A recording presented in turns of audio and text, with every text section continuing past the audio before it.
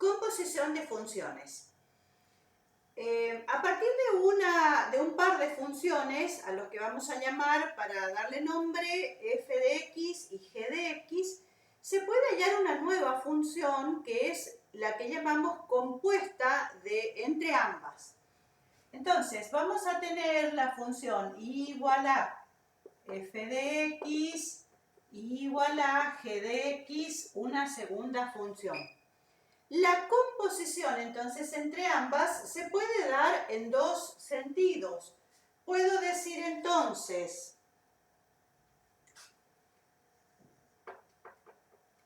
con un cerito así pequeño se indica la composición entre f y g de x. Si está en este orden, va a significar que se aplica f a g de x. F se aplica a g de x. Si aparece en el otro sentido, entonces vamos a tener escrito de esta forma, siempre aplicado a x, y va a significar g aplicado a f.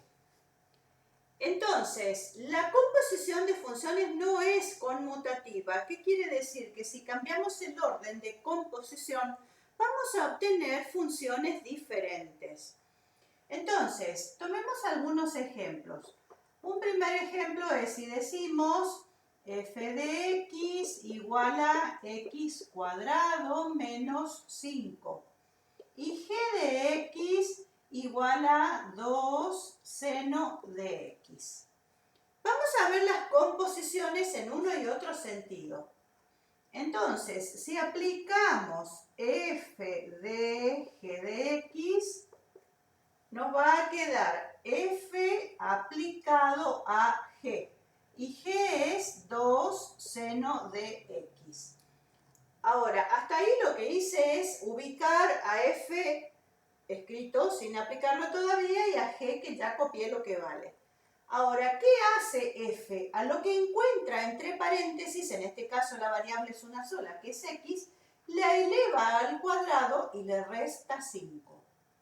Ahora, ¿qué hace f? A lo que encuentra entre paréntesis, que pasó a ser todo esto, lo tiene que elevar al cuadrado y restarle 5.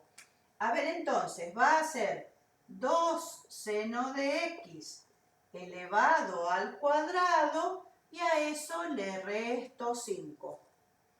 O sea que en definitiva la función resultado de la composición va a ser 4 seno cuadrado de x menos 5. La composición en el otro sentido va a ser aplicar g a f de x. Entonces va a ser g, todavía lo escribo así como está, y f de x es x cuadrado menos 5. Analicemos qué hace g. G, a lo que encuentra entre paréntesis, cuando es x sola, le aplica la función seno y a eso lo multiplica por 2. Entonces, vayamos a este. ¿Qué encontró g ahora entre paréntesis? A x cuadrado menos 5. A eso le tiene que calcular la función seno y multiplicar por 2. Va entonces 2 seno de x cuadrado menos 5. Si observamos los dos resultados que obtuvimos no son iguales. Si les pensamos en términos de funciones, le damos valores a x, el mismo valor de x reemplazado en esta expresión y en esta, y nos va a dar resultados diferentes. Tomemos entonces un segundo ejemplo. Tenemos a f de x igual a 1 sobre x cuadrado y a g de x igual al logaritmo natural de x más 5. Hagamos las dos composiciones en ambos sentidos. Si le aplico f a g de x, vamos a tener f aplicado al logaritmo natural de x más 5. Ahora observemos qué hace f. F invierte y eleva al cuadrado a lo que encuentra entre paréntesis. Entonces, ¿qué encontró en el paréntesis acá en este caso? Encontró el logaritmo de x más 5. y a eso le tiene que invertir y elevar al cuadrado. Es decir, que nos va a quedar 1 sobre el logaritmo cuadrado de x más 5. Ahora, vamos con la composición en el otro sentido.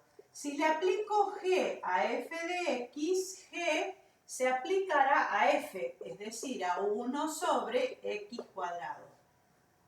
Ahora, ¿qué hace g?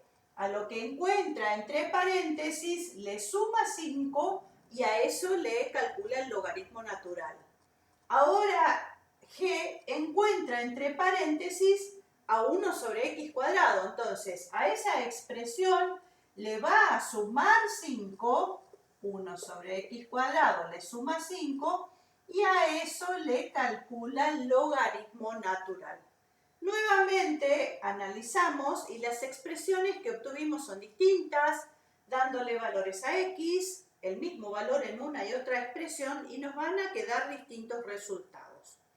Un ejercicio distinto, pero que nos resulta muy útil después en las unidades siguientes, es que nos dan la función compuesta y analizamos cuáles fueron las funciones que se compusieron y en qué orden lo hicieron.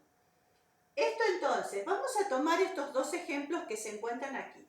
Tenemos y igual a 3 por la raíz cuadrada de x menos 2. Tengo que analizar, como les dije, ahí hay una función compuesta, tengo que ver quién es f, quién es g, no necesariamente son solamente dos, puede ocurrir que sean más funciones. Entonces, en este caso, propongamos como f de x igual a x menos 2. Y como g de x, 3 veces la raíz cuadrada de x. A ver entonces, la composición fue g de f de x. Esto era g, se aplicó a f, o sea, a x menos 2. ¿Qué hace g? Multiplica por 3 a la raíz cuadrada de lo que encontró entre paréntesis. Entonces, multiplica por 3 a la raíz cuadrada de lo que encontró entre paréntesis, o sea, x menos 2, y es efectivamente lo que tenemos allá arriba. Entonces, determiné cuáles fueron las funciones que se compusieron y determiné cuál es el orden de la composición. Lo mismo vamos a hacer en esta otra expresión que es un poco más complicada. Entonces, voy a pensar a f de x y a g de x. Una de ellas va a ser el seno de x y la otra va a ser e a la x. La composición entonces, g de f de x va a ser, aplico g a f, que es el seno de x. ¿Qué hace entonces la función g? Hace e elevado a lo que encuentra entre paréntesis. En nuestro caso, encontró entre paréntesis a la función seno de x. Entonces es e elevado a lo que encontró en paréntesis, que es seno de x. No es forzoso que en todas las veces sea g compuesto con f en ese orden. Lo que estamos diciendo es nada más a modo de ejemplo. Lo que tengo que sí poder identificar es exactamente cuál es f, cuál es g y cuál es el orden. ¿A quién le llamo f, a quién le llamo g? No importa. La cuestión es que me dé cuenta en qué orden se hicieron las composiciones. Bueno, vamos a ver ahora la función inversa de una función dada. Cuando comenzamos este desarrollo de las funciones, decíamos que las funciones son relaciones que cumplen dos propiedades particulares. Recordemos que eran la existencia y la unicidad. Y había una clasificación, habíamos hecho una clasificación de funciones en inyectivas, sobreyectivas y biyectivas. Las biyectivas eran las funciones que cumplían las dos condiciones anteriores de ser inyectivas y sobreyectivas a la vez. Ahora, toda relación tiene una relación inversa y lo que ocurre es que no necesariamente esa relación inversa es función. nosotros vamos a tener, si repasamos lo que habíamos visto de las funciones que son solamente inyectivas, solamente sobreyectivas y qué ocurre con las que son biyectivas. Vamos a hacer nuevamente los gráficos, los hago a mano y estoy analizando entonces en este intervalo qué ocurre con la función. Vamos a tener en ese intervalo una función, tomemos esta función, que es inyectiva estrictamente. En la función esta inyectiva, entonces recordemos que elementos distintos tienen imágenes distintas. Y si trazaba las horizontales imaginarias, cada una de ellas corta a lo sumo en un único punto a la gráfica de la función, pudiendo ocurrir que no corte en ningún punto. Ahora, la relación inversa, si nosotros tenemos una relación definida de A en B, la inversa se va a indicar a la menos 1 y va a estar definida de B en A. Entonces, si antes pensábamos en flechas que van desde A hacia B, las mismas flechas con el otro sentido son las que me están indicando la relación. De igual forma, entonces, si tengo a una función definida de A en B, no sé todavía, tengo que ver qué tiene que pasar para que exista, si es que existe la función inversa, f a la menos 1 estará definida de B en A. Entonces, todos los que eran puntos de partida X que me llevan hasta Y, puntos de llegada, ahora se invirtieron, porque como está formado por los elementos de B en primer lugar, van a ser pares y X. Y X cambiaron de ubicación con respecto a lo que tenía primero. Entonces, todo lo que estaba dibujado en horizontal lo voy a tener que pensar en vertical y al revés. Es decir, el gráfico lo tendría que girar mentalmente. Tengo que girar porque lo que era dominio de la función pasa a ser ahora conjunto imagen. Y lo que era conjunto imagen pasa a ser ahora el dominio. El segundo conjunto en este caso es B. Muy bien, si este mismo rectángulo entonces lo miramos en el otro sentido, recordemos que para ver si se trata o no de una función tenía que trazar verticales imaginarias. Las verticales tenían que cortar a la función para que se cumpla la existencia y en un único punto para que se cumpla la unicidad.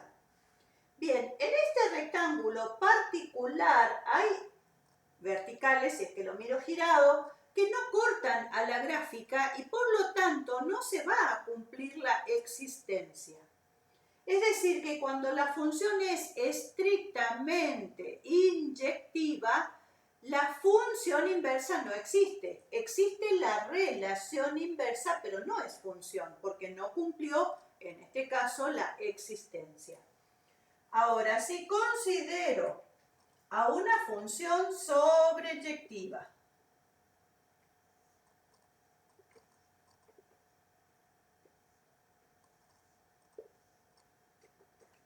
vamos a analizar en este rectángulo, la dibujo estrictamente sobreyectiva y no inyectiva. La sobreyectiva entonces, en el sector que considero en este intervalo, todos los valores de Y son imágenes de algún valor X. Entonces, decíamos que trazo horizontales imaginarias y esas horizontales cortan a las gráficas por lo menos una vez. El por lo menos está indicando que puede ocurrir más de un corte, como efectivamente nos pasa en esto. Ahora, de nuevo, pensamos a lo que era dominio, conjunto, imagen, lo que era ahora segundo conjunto pasó a ser el dominio. Entonces, si miramos a la gráfica al revés, invertida, lo que va a ocurrir es que al trazar las verticales vamos a tener más de un corte en esta zona, con lo cual no estaría cumpliendo a la unicidad como condición. ¿Qué entonces significa? Que una función estrictamente sobreyectiva no tiene función inversa, pero sí relación inversa. Recordemos que la relación inversa existe, solo que no cumplió una de las condiciones y no es función. Ahora, ¿qué va a pasar con las funciones que son biyectivas, que son las que están quedando? Tengo entonces el análisis en este intervalo.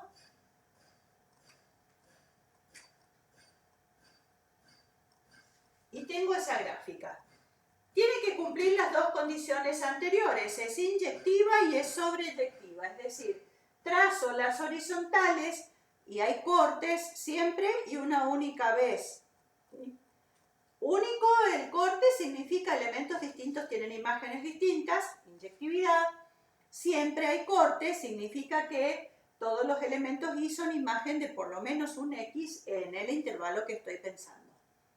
Ahora, de nuevo, invertimos dominio e imagen en este caso y lo que observamos es que las verticales imaginarias, que antes eran las horizontales, tienen un corte único, recién los dijimos, y todo el tiempo, lo cual quiere decir que se va a cumplir la existencia y la unicidad.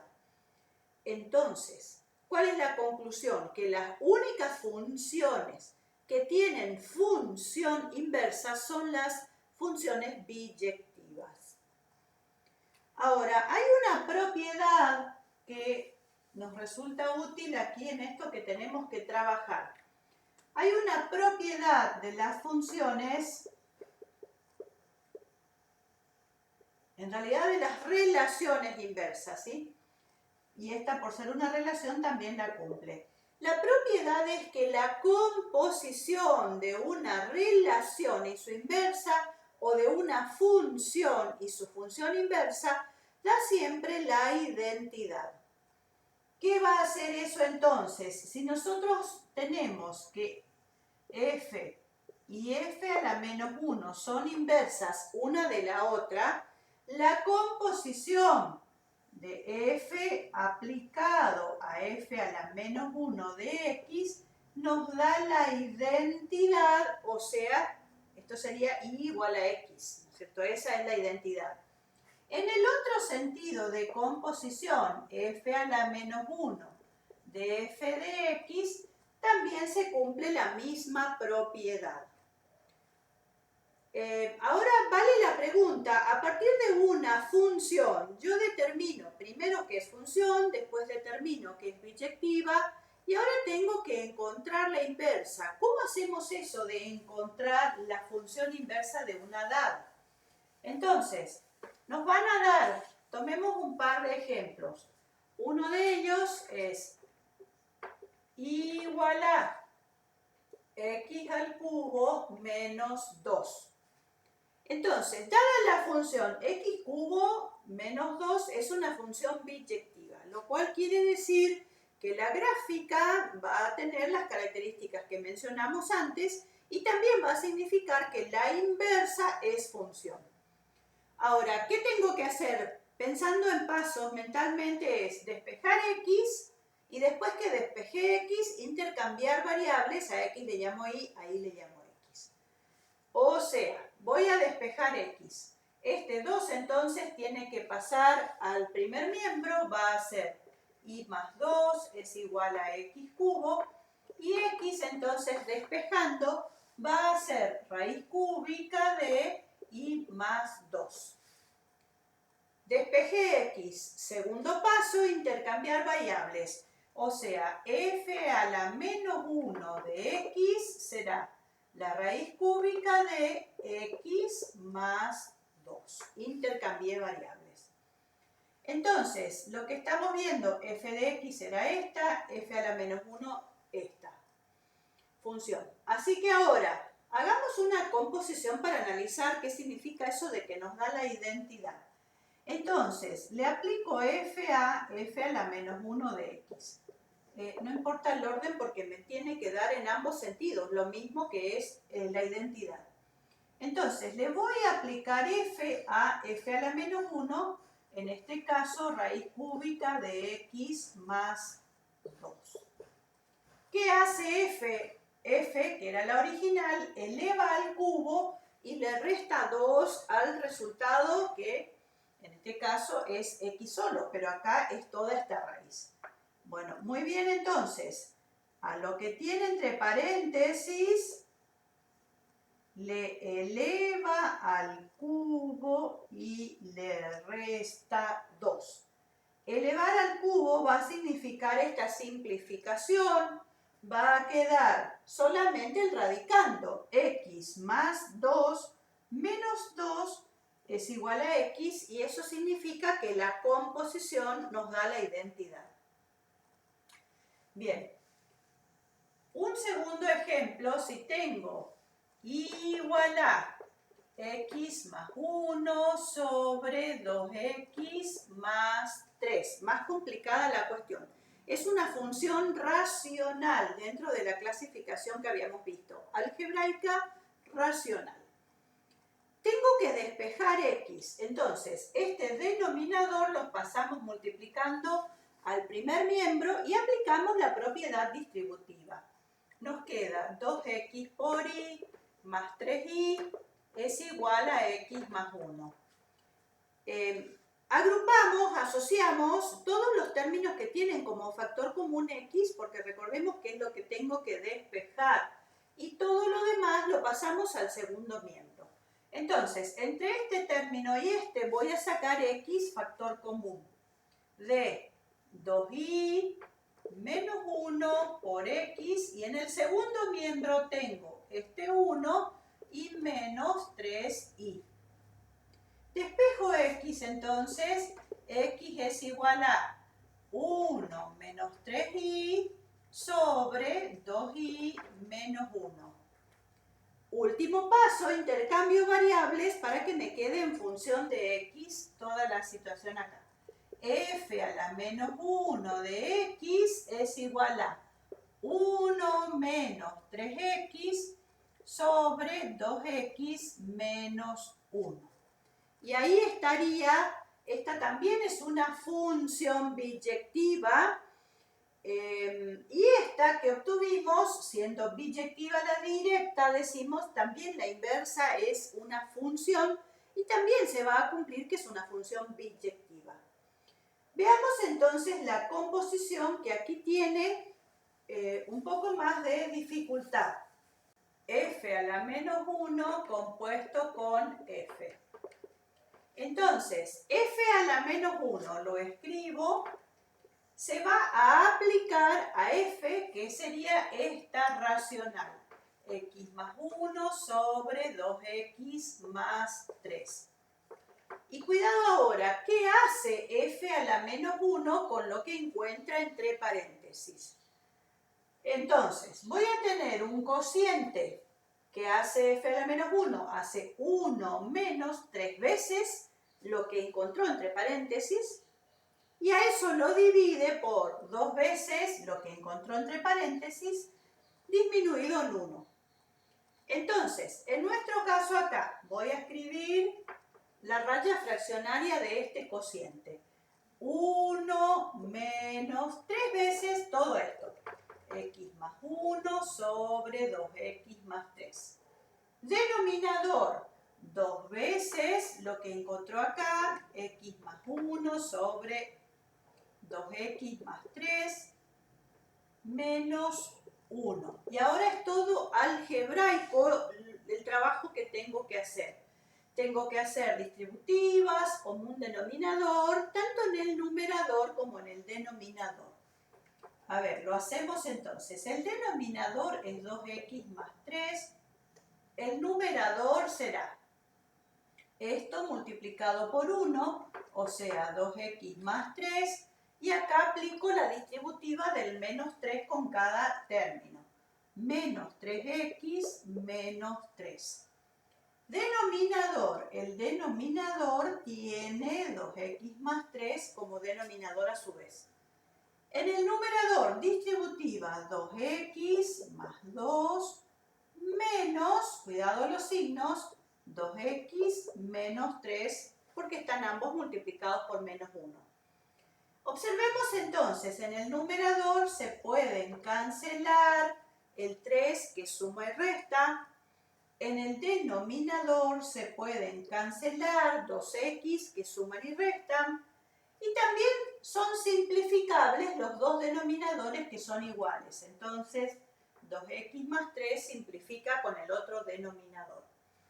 ¿Qué es lo que quedó en el numerador? Quedó 2x menos 3x, entonces sería menos x. Y en el denominador 2 menos 3, que es menos 1, con lo cual esto queda x y es nuevamente la identidad. Bien, otra propiedad que tienen las funciones, en este caso que sean inversas una de la otra, va a ser que si las graficamos juntas en un mismo sistema de ejes, vamos a encontrar que las dos gráficas son simétricas con respecto a la recta y igual a x, que es justamente la de la función identidad. Es decir que las gráficas entonces, si uno doblara la hoja por esa recta igual a x, o sea a 45 grados en el primer y tercer cuadrante, las dos gráficas deberían coincidir. Hay una simetría axial. Un ejemplo de esto entonces es haciendo en un mismo gráfico igual a x cuadrado, voy a considerar solamente los positivos, e igual a raíz de x, también solamente los positivos. Las dos gráficas entonces de y igual a x cuadrado va a ser la mitad de una parábola, estoy diciendo que considero solamente positivos y el 0, y en este caso la raíz cuadrada de x solamente puede tomar también valores positivos desde el 0 en adelante. Si hacemos una tabla de valores nos va a quedar x y estamos trabajando con x cuadrado. Le voy a dar a x el valor 0, le corresponde la imagen 0, 1, 1, 2, 4, 3, 9. Ahora, ¿qué significa que hayamos calculado la inversa? Como les decía hoy, en la parte gráfica había que cambiar x por y. En la inversa, lo que acá eran las imágenes pasan a ser ahora los valores de x. Si yo le calculo la raíz cuadrada al 0, me queda 0, a 1 me queda 1, a 4 le queda 2, a 9 le queda 3. O sea que en la inversa intercambio quién es x y quién es y, pero con una única tabla puedo hacer las dos gráficas, ¿sí? Bien, acá tenemos los ejes, vamos a marcar entonces los puntos. El punto 0, 0, voy a hacer ya con distintos colores, entonces tengo el punto 0, 0, 1, 1 para x cuadrado,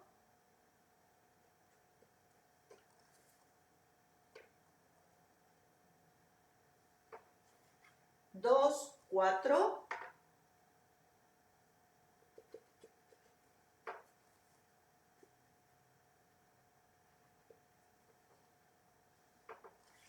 3, 9, entonces otro punto más.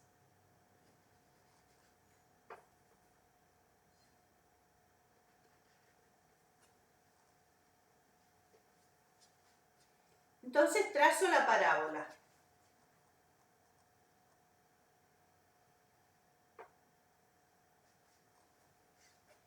Ahora voy a marcar con otro color los que corresponden a la otra función. Recordemos que ahora estos pasan a ser los valores de x y estos las imágenes y. Arranca el 0, 0 también.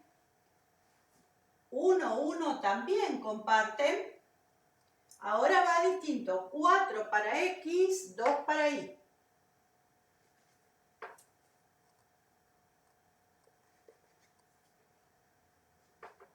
Y el último, 9 para x, 3 para y.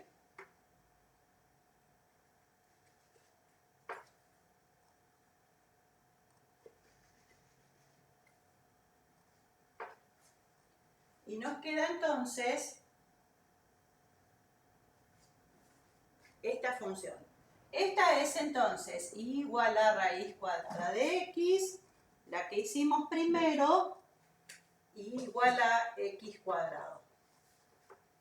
Lo que decíamos entonces, puestas las dos gráficas en el mismo sistema de ejes, ocurre que las dos gráficas son simétricas con respecto a la recta, voy a trazarla acá, y igual a x, que es la de la función identidad. Funciones exponenciales. Vamos a considerar entonces, recordemos que la función exponencial es una función dentro de la clasificación, es trascendente. Si tenemos la función y igual a 2 a la x, habíamos dicho que la x aquí figura como exponente, no confundir entonces con la que recién trabajamos, y igual a x cuadrado, que esa es potencial, decimos el nombre, porque se trata de una potencia de x. Bien, en este caso entonces, borro esta, y igual a 2 a la x. El tipo de resultado que obtenemos dándole valores a x no siempre es de la misma clase de números. Lo único seguro es que el resultado va a ser positivo, porque cualquier exponente, positivo, negativo, cero, fraccionario, que le dé como valor a x, va a hacer que aplicado al 2 positivo el resultado sea positivo, pero no siempre el mismo tipo de número. Es decir, que si nosotros hacemos una tabla de valores, le doy a x, por ejemplo, valores negativos. Entonces, si le doy a x el valor menos 2, esto será 2 a la menos 2 y esto significará un cuarto. Si le doy a x el valor menos 1, 2 a la menos 1, que es un medio, le doy a x el valor 0, el valor 0 va a significar como resultado un 1. Ven que teníamos resultados fraccionarios, pasamos ahora a un número natural. Si le doy a x el valor un medio, por ejemplo, pueden ser perfectamente números que después me lleven a convertir en una raíz, o es decir, exponentes fraccionarios. Será entonces 2 a la 1 medio, o lo que es lo mismo, raíz de 2. Sigue siendo positivo, pero pasamos al conjunto de irracionales ahora, es decir, de números reales. Puedo darle a x el valor 1, con lo cual me va a quedar nuevamente natural, y si le doy a x el valor 2, será entonces 4. Natural nuevamente. O sea, obtengo distintos tipos de números. La única situación repetida en todos ellos es que se trata de números positivos. La parte gráfica de esta función también no siempre podemos decir que tiene la misma forma. En este caso nosotros decimos que esto en general tiene la forma y igual a la x, siendo a un número positivo. La forma gráfica de la función, más allá de que hagamos esta gráfica después, lo que tenemos es que dependerá la forma del valor de a. Lo único que sé es que a es positivo, pero puede ocurrir, por un lado, que a esté comprendido entre 0 y 1. Es decir, será, por ejemplo, entonces una fracción, un decimal comprendido entre 0 y 1. En ese caso la gráfica tomará una forma, la función es decreciente en ese caso. Otro caso sería cuando a es exactamente igual a 1, entonces la función en ese caso va a ser constante porque la base es un 1 elevado a distintos exponentes, pero en todos los casos me va a quedar 1 el resultado.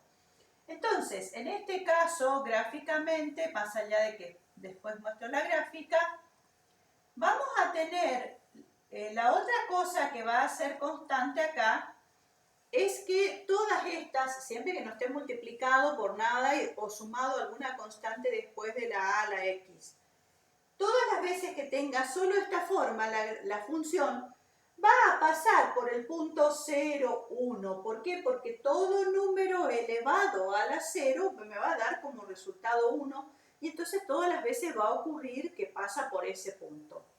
Esta entonces, la gráfica, va a estar a la altura de 1 como una constante, ¿sí? Y por último, la otra situación, que es esta justamente, donde A sea mayor que 1, entonces la gráfica va a corresponderse con una función que es creciente. De nuevo, como dijimos, va a pasar por 0, 1 y va a tener esta forma, que sería este caso. Vamos a ver estas tres gráficas entonces a través del GeoGebra.